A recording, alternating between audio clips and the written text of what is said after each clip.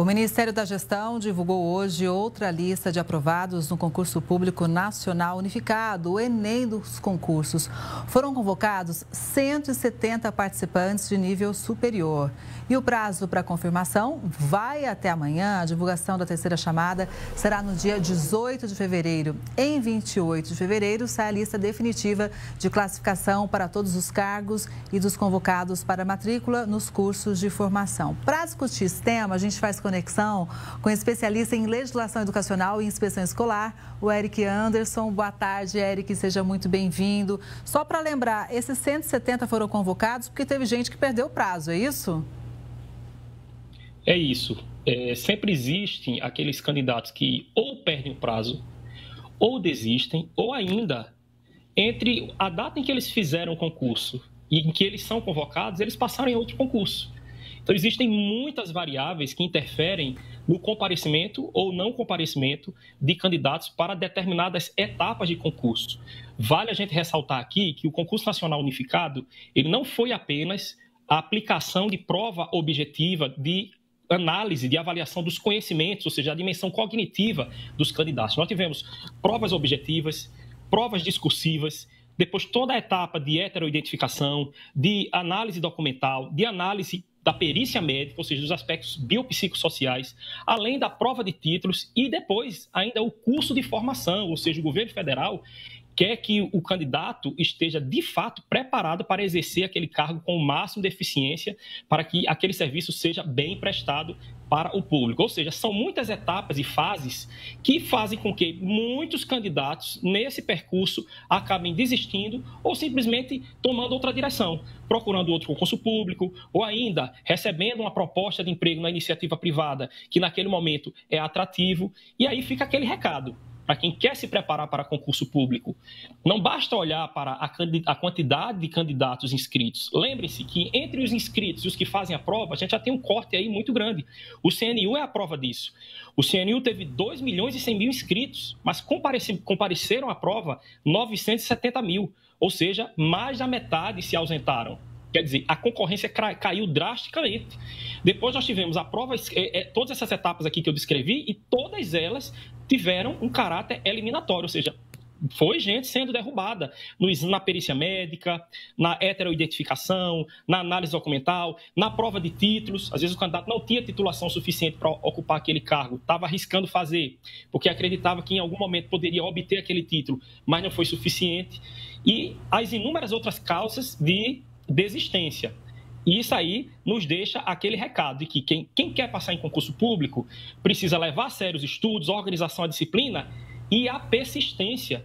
Porque não é passar, não é simplesmente fazer para passar, mas fazer até passar. Porque nesse percurso, muitos acabam ficando pelo caminho e aquele que perseverou e se preparou consegue a tão sonhada aprovação no concurso. Uma pergunta que chegou aqui para a redação, Eric, quem está na lista de espera do Enem dos concursos, tem alguma esperança ainda? Qual que é a sua avaliação? Tem, sim. Nós temos algumas possibilidades dentro dos blocos temáticos. O Concurso Nacional Unificado foi uma estratégia que o governo implementou no sentido de otimizar o concurso, ou seja, em vez de fazer 8 concursos separados, aplicou um mesmo concurso no mesmo fim de semana, e aí eu tenho a questão da economia, com logística, com aplicação da prova, em 8 blocos diferentes. Então, os candidatos eles podiam fazer opções por mais de um cargo dentro de cada bloco temático. Nós tivemos 8 blocos temáticos. No decorrer de todas essas etapas e fases, como eu falei há pouco, à medida que os candidatos vão desistindo, as vagas elas começam a ser preenchidas por quem está na vez. E aí o candidato ele não pode fazer opção por vaga que esteja fora do seu bloco temático. Mas dentro do seu bloco temático, que ele tenha listado dentro da sua ordem de preferências, quando ele fez a inscrição, ele pode, sim, ser chamado, porque, inclusive, o curso de formação ele tem um caráter eliminatório. Ou seja, aquele candidato que cumpriu todas as etapas, mas durante o curso ele demonstrou que não vai ser um servidor competente, que não tem as habilidades práticas necessárias, embora ele tenha passado na prova, mas na hora de ser avaliado enquanto pessoa, enquanto ser humano, ele pode ter demonstrado insuficiência de desempenho em relação a competências e habilidades que são essenciais para o exercício do cargo, ele é eliminado e essa vaga vai ser ocupada por mais alguém que está no cadastro de aprovados. Porque o Concurso Nacional Unificado, ele trabalhou com o chamado Banco Nacional de Aprovados para, inclusive, os cargos de nomeação temporária. Porque aí o candidato ele fica ali, ele pode ser chamado para um cargo temporário e, ainda assim, depois que vagar algum cargo, por alguma outra razão, ele sair do temporário e ser nomeado para o cargo efetivo, porque o concurso foi para a nomeação para o provimento efetivo, mas, ao mesmo tempo, um cadastrozinho de reserva para eventuais contratações temporárias. O legal desse concurso, eu tenho duas possibilidades de ingressar no serviço, seja pela vaga efetiva, que é o que todo mundo sonha, mas ainda existe a possibilidade do contrato temporário. Eric, vamos conversar agora com quem não prestou o Enem dos concursos. Falou, perdi minha chance, mas gostaria muito de fazer um concurso público. Eu vou tocar nesse ponto, porque ontem aqui no Conexão a gente falou que tem um monte de oportunidade pipocando pelo país. Mas olhando de fora, quando a gente vê a concorrência, você já falou, ó, não liga para a concorrência, muita gente nem vai fazer a prova, né? Mas olhando de fora, muitas vezes o candidato assusta. Fala, nossa, é muita gente, tem que estudar, eu estou fora do mercado, faz tempo que eu não sento lá para rever os conteúdos. Então, qual que é a média para você conseguir passar no concurso? Eu sei que varia de pessoa para pessoa, mas, por exemplo, se você estudar bastante, se dedicar nesse ano, é possível ou não? Olha, hoje em dia a concorrência é tão grande que você precisa, sim, investir num cursinho, de repente ser mais persistente. Qual que é a sua análise pela prática que você confere no dia a dia? Um fator muito importante é a decisão baseada no seu perfil e na sua vocação. Um erro que muitos concurseiros cometem é fazer concurso para áreas muito diferentes. Ou seja, em um determinado momento ele faz uma prova para ingressar num tribunal de justiça, depois ele faz para a carreira policial, depois ele faz para a carreira fiscal.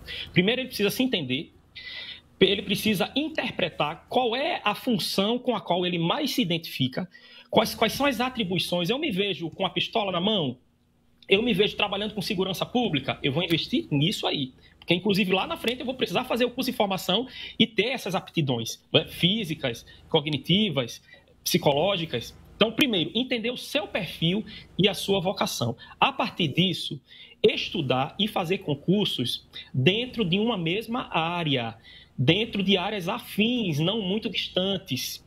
Ter aquela disciplina de diariamente estudar questões, não estudar teoria muitas horas sem resolver exercícios. Então, é sempre dosando. Estuda a teoria, estudo o esquema daquela teoria, ou seja, eu faço o estudo teórico, estudo aquilo de forma mais esquematizada, como os mapas mentais ajudam muito, e depois eu vou praticar com exercícios. De preferência, com exercícios das bancas que mais organizam os concursos públicos no Brasil.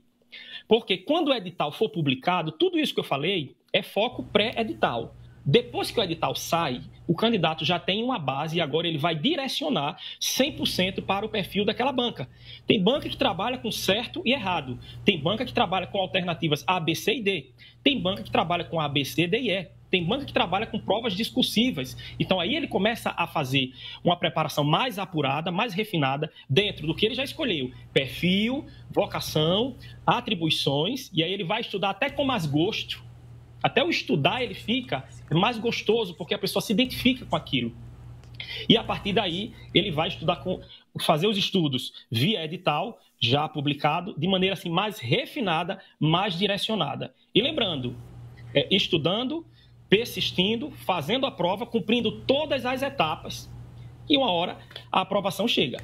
Desistir não é opção. Eric, muito obrigada, viu, pela análise. Boa tarde para você. Boa tarde.